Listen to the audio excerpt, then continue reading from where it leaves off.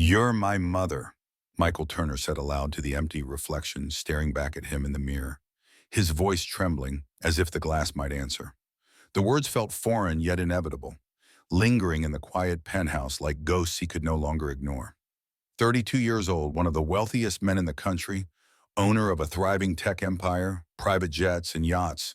Yet Michael's heart carried an emptiness that no fortune could fill. From as far back as he could remember, his adoptive father's cold, clipped voice haunted him. "She didn't want you. Forget her. We gave you everything." But how could he forget someone he'd never known? In the still moments between board meetings and parties, Michael would stare at his own eyes in the mirror, wondering whose they truly were. He imagined her, somewhere out there, breathing the same air, perhaps wondering about him too. He could almost hear her laugh, though he'd never heard it. That ache had become his constant companion, a whisper from the past that refused to fade. People said he was a self-made man, but Michael knew part of his story was missing, stolen before he could write it himself. Now standing in his silent home, the city lights sprawling beyond the glass walls, he clenched his fists with quiet resolve. He had built empires, conquered markets, and bent the business world to his will. But he had never found the one person who could tell him where he truly came from. And he knew this. No matter how far he had to go, no matter how many doors he had to knock on, he would find her. But here's a question for you. If you discovered your mother might be a stranger on the street, would you walk past her or stop and speak? It happened on a gray, rain-slick morning, the kind of day when memories seem to crawl out of the shadows.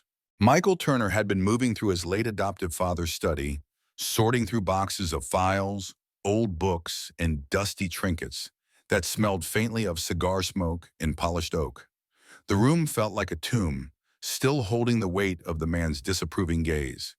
He told himself it was just routine, clearing the space before an estate sale, but somewhere deep inside, he felt an unease he couldn't explain. As he reached for a stack of ledgers, his fingers brushed against something wedged at the very back of the drawer. A thick envelope, yellowed with age, sealed with brittle tape that crumbled at his touch. For a long moment, he just stared at it, his heartbeat growing louder in his ears. Then, with careful fingers, he pulled it free. Inside, there was a stack of documents and a single faded photograph. The image was worn, edges curling, colors almost drained away by time. A young black woman stood in front of a cracked plaster wall, her thin arms cradling a newborn white baby wrapped in a threadbare blanket. She wore a forced smile, one that couldn't hide the exhaustion in her eyes. Beneath the photograph, in trembling handwriting, were the words, "Evelyn Grace, 1992, birth mother of Michael Turner." Michael's throat tightened. Those eyes, soft, almond-shaped, and full of unspoken sorrow, were his own. He turned to the documents, scanning legal phrases that cut like a knife. Due to tragic circumstances and economic hardship, the biological mother has consented to full legal adoption. No future claims permitted. Then came the reason, in stark, detached language. Death of husband in aviation accident. Single mother unable to provide care. Michael sat down hard in the leather chair, the papers trembling in his hands. For years, he had been told she didn't want him. Now the truth stared back. She had been alone, grieving with nothing. Not even the means to feed herself. It wasn't abandonment. It was desperation. He turned the photograph over again, studying her face, searching for traces of himself in every line, every curve of her mouth. Questions flooded his mind. Where was she now? Did she still think of him? Was she alive? In that moment, something shifted inside Michael, a quiet but unshakable vow forming. This wasn't just about curiosity anymore. It was about giving her back the dignity life had stolen from her.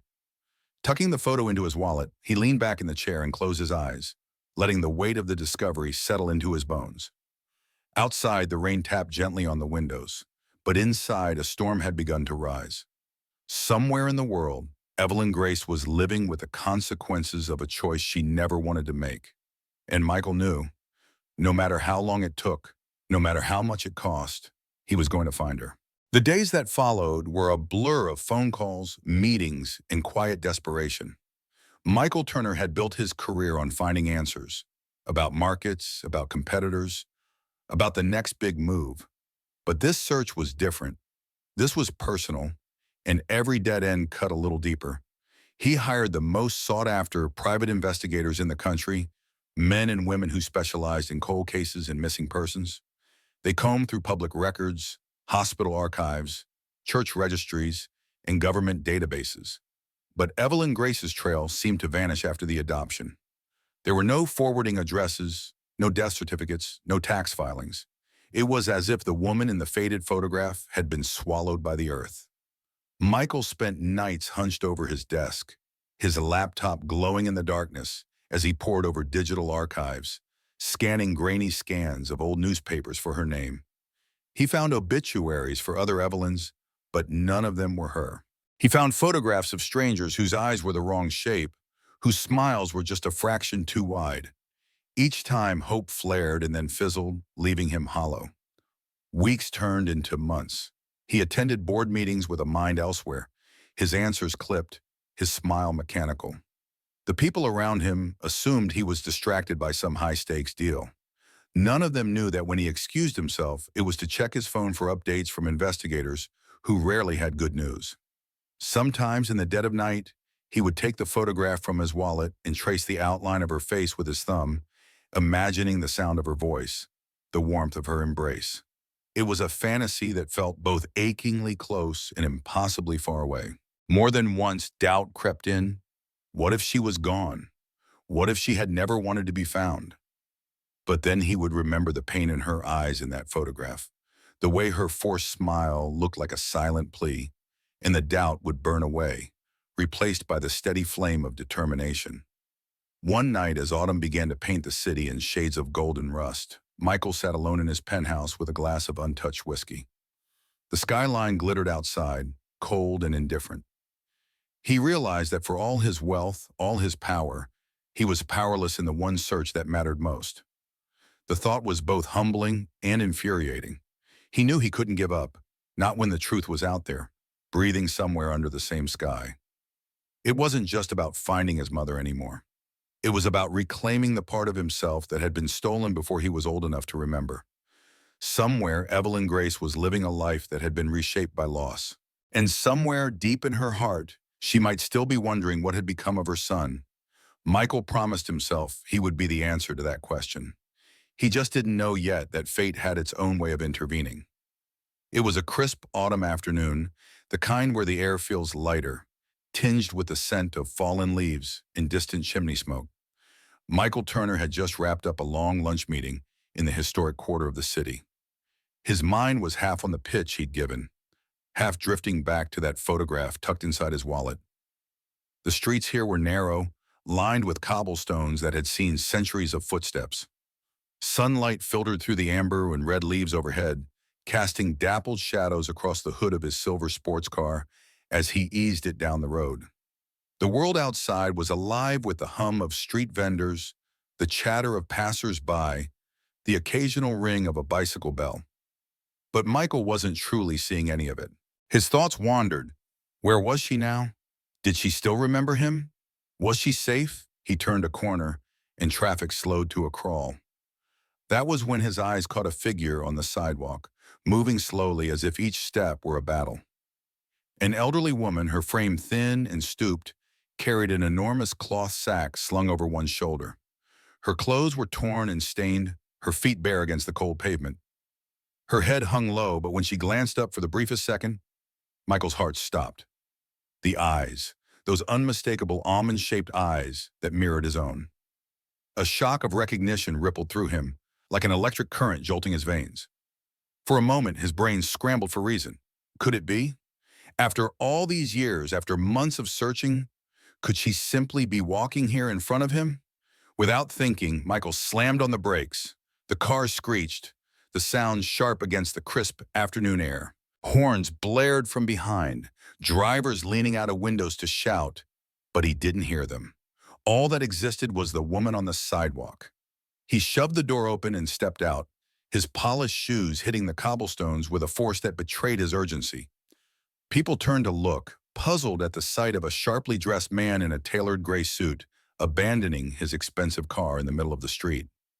Michael's pulse pounded in his ears as he crossed the small stretch of pavement between them. The woman looked up, startled, her thin hands gripping the sack tighter. For a long second, neither spoke.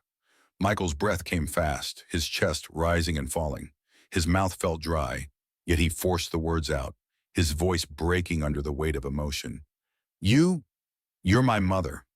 The woman blinked, her lips parting slightly. What, what did you say?" Her voice was frail, uncertain, as if she wasn't sure she had heard him correctly. Michael took another step forward, tears already pricking at his eyes. "I know it's you. Please, tell me your name." She hesitated, her gaze flickering over his face, as though searching for something familiar. Then, barely louder than a whisper, she said, "Evelyn." The name hit Michael like a blow to the chest. It was the same name from the adoption file, the same name he had been chasing for months. His knees felt weak, but his hands reached into his pocket, pulling out the folded photograph. With trembling fingers, he held it out to her. "Look," he said, his voice shaking. "It's you. And me." Evelyn's eyes locked onto the image, and her breath caught. Her weathered hands flew to her mouth, a sob escaping before she could stop it. "Oh, God, no! It can't be!" she murmured. But the tears spilling down her cheeks told Michael she knew the truth. In that instant, the busy street faded away. There was only a son and his mother standing inches apart after decades apart, the weight of years pressing in on them both. And yet somewhere inside the ache, a fragile thread of hope began to weave itself between them. Michael's hands trembled as he held the photograph toward her, the edges fluttering slightly in the breeze.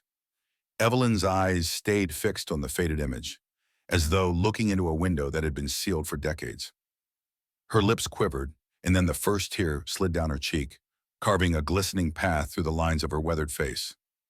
She reached out, her fingers brushing against the photo, as if it might vanish if she touched it too firmly. I never thought I'd see this again," she whispered, her voice breaking like fragile glass. Michael swallowed hard, forcing the lump in his throat down. "I found it in my father's study," he said quietly, "along with the adoption papers. I know the truth now, about Dad, about what happened to you." Evelyn's eyes darted to his, wide and shimmering, her breath catching as though she was afraid to hope. They told me I'd never see you again," she murmured. "After your father, your real father, died in that plane crash, I had nothing. No home, no money. I couldn't even feed myself. They came and said they could give you a better life, but only if I signed you away. They forced me to take that picture, to make it legal. They said it was the only way to save you." Her voice faltered, the words spilling out between sobs. Michael stepped closer, his chest aching with every syllable she spoke. "You didn't abandon me," he said, his tone fierce yet tender. "You saved me. You gave me life when you had nothing left to give." Evelyn shook her head weakly, tears falling faster now. "I've carried that day with me every moment since. I wondered if you were happy. I prayed you wouldn't hate me." Michael knelt down so his eyes met hers, his hands gently cupping her frail shoulders.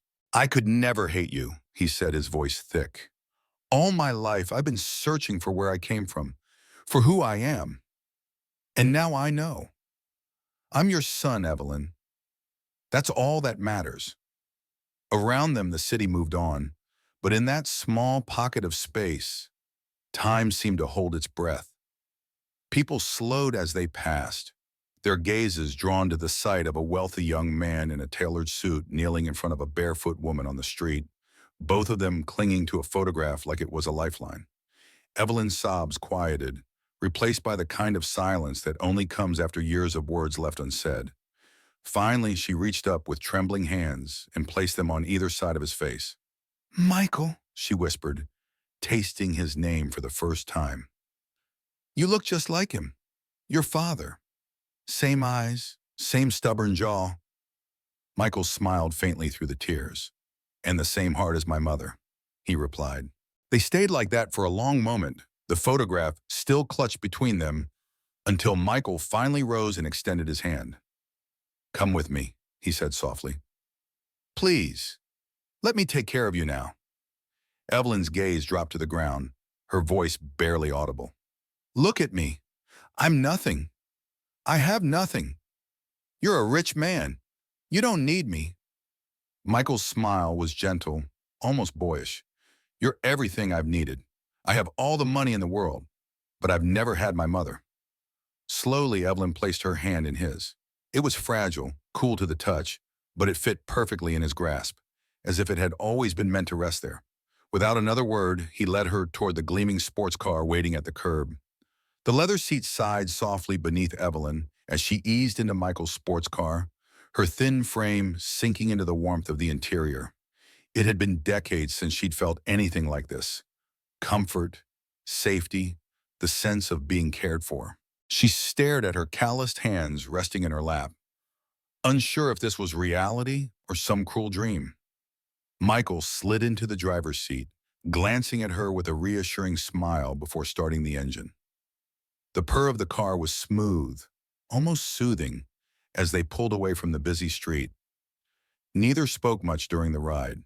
For Michael, silence wasn't awkward. It was sacred, a space where they could both breathe after the weight of what had just happened.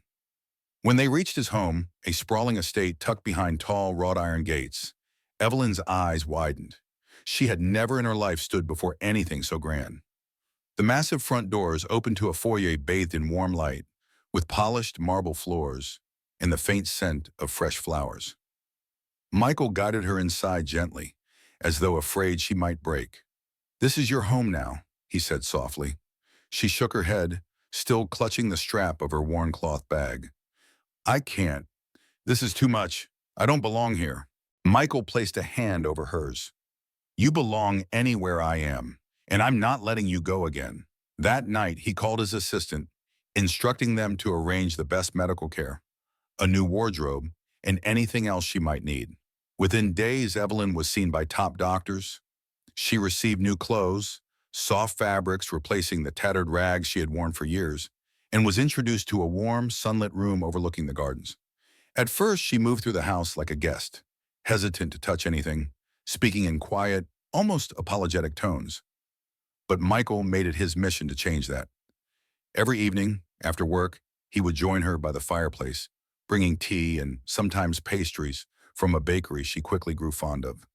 They talked for hours, about her childhood in the countryside, her love story with his father, the dreams they had shared before tragedy struck. She spoke of the day she had lost everything, her voice trembling at times but growing steadier as she realized Michael wasn't there to judge, only to listen.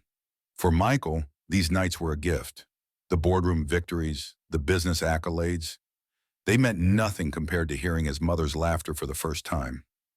He noticed small changes in her, the way her shoulders relaxed when she walked through the halls, the light in her eyes returning, the way her steps grew stronger as her health improved.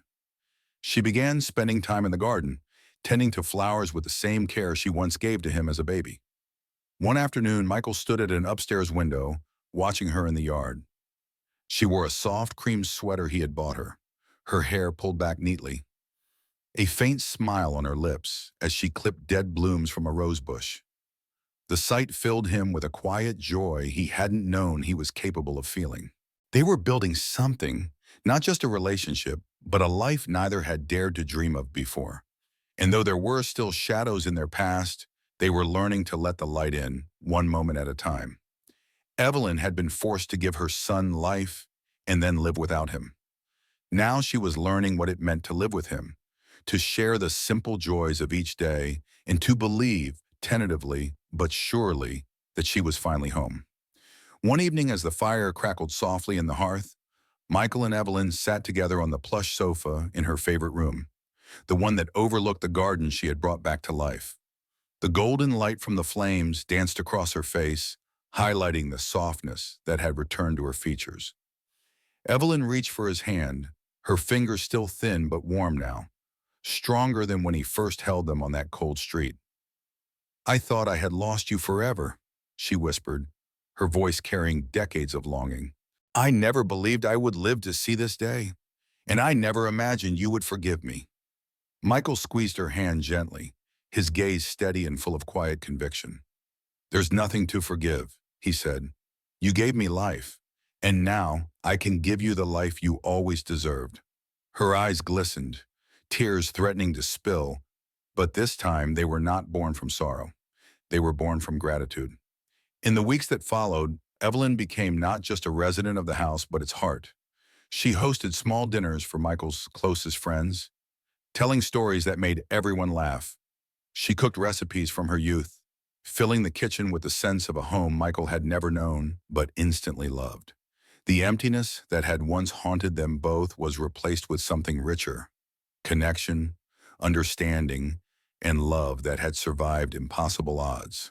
The woman who had once been forced to give away her child, who had wandered the streets with nothing but memories, now walked through her days with dignity, her son beside her.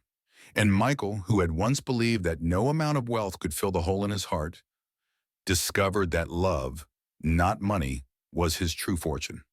Their story was proof that even after years of separation, broken bonds could be mended and lost family could be found again. Sometimes all it takes is one moment of courage to stop, speak, and change everything. And now I'll ask you, if you saw a stranger on the street and felt deep in your bones that they were family, would you walk past them or would you stop and find out? Tell us in the comments.